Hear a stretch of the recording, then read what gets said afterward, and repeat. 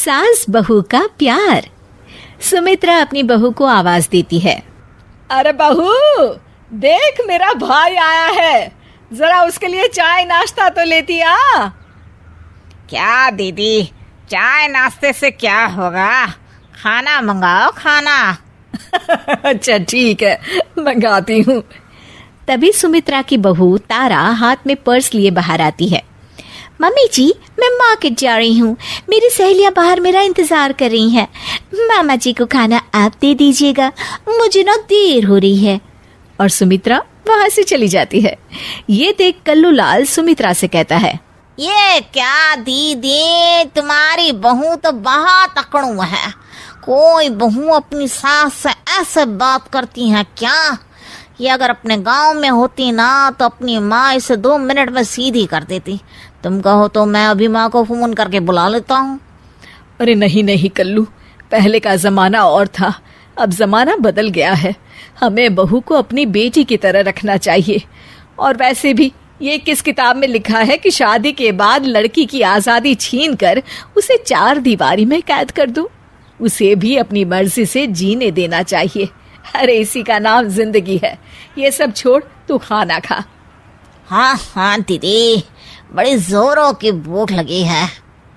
अगले दिन, ये देखिए मम्मी जी, कल मैं मार्केट से अपने लिए साड़ी लेकर आई हूँ। मैं आपके लिए भी साड़ी ले रही थी, लेकिन मुझे कोई साड़ी पसंद ही नहीं आई। अच्छा, मैं ऑफिस के लिए निकल रही हूँ, मुझे देर हो रही है। ये कहकर तारा वहां से चली जाती है।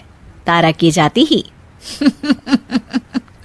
अरे दीदी, तुम्हारी बहू तो दिन दहाड़े तुमसे झूठ भी बोलती है। सिर्फ अपने लिए साड़ी लेकर आई है। क्या बाजार की दूसरी सभी दुकानें बंद हो गई थी? देखो तो कैसा बहाना करके चली गई। राम कसम दीदी, देख लेना, ऐसी बहुएं ज्यादा दिन अपनी सास से निभा नहीं पाती। ये तो तुम्हें घर से निकाल कर रहेगी दीदी। अरे तू कुछ ज्यादा ही चिंता कर रहा है मेरी। ऐसी कोई बात नहीं है, मेरी बहू मेरा बहुत ख्याल रखती है। सुमित्रा अपने कमरे में चली जाती है। अरे 2 दिन हो गए इस घर में, लेकिन कुछ मजा नहीं आ रहा। मेरी दीदी तो अपनी बहू से बिल्कुल नहीं लड़ती, लेकिन मैं भी हार नहीं मानूंगा। उसी शाम तारा डाइनिंग टेबल पर सबके लिए खाना रख के किचन में रोटियां लेने चली जाती है। अब इस खाने का जरा स्वाद बढ़ाया जाए। कल्लू लाल खाने में कुछ कंकड़ मिला देता है। अब इस खाने को खा के मेरी दीदी अपनी बहू की अच्छी खबर लेगी और मुझे आज सास बहू के झगड़े का लाइव एपिसोड देखने को मिलेगा। थोड़ी देर के बाद घर के सभी लोग खाना खाने लगते हैं। ओह, मेरे खाने में कंकड़ आ गया। अरे बहू, आज तुमने कैसा खाना बनाया है? पता नहीं पापा जी, मैंने तो रोज की तरह ही खाना बनाया है। पता नहीं आज क्या हो गया। अरे कोई बात नहीं बहू, अब तू जानबूझकर ऐसा खाना तो बनाएगी नहीं। मैं तो कहती हूँ इसी बहाने आज बाहर से खाना मंगवा लेते हैं। बहू, क्या कहते हैं उसे जो घर खाना पहुँचाते हैं? जुर्माटो? जुर्माटो नहीं मम्मी जी, जोमेटो। मैं अभी खाना ऑर्डर कर देती हूँ।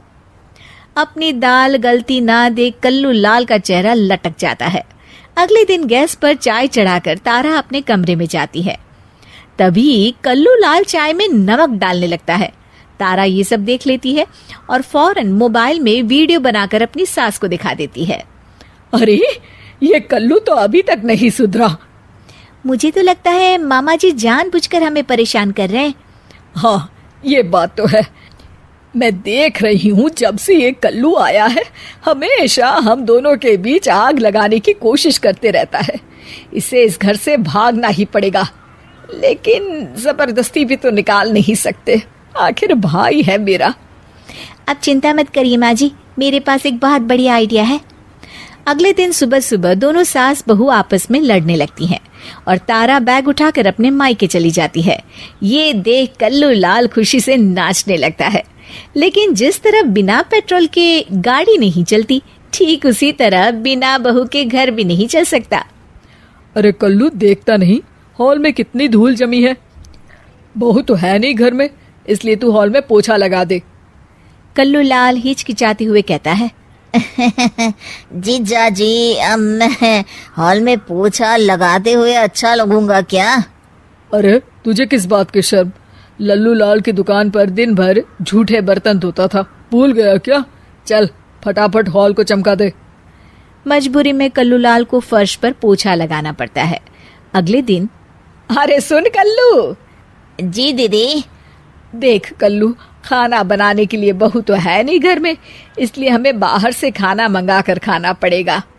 और हाँ, रमेश ने कलकत्ता से अभी तक पैसे नहीं भेजे, इसलिए तुझे अपने पैसों से खाना खरीद कर लाना होगा।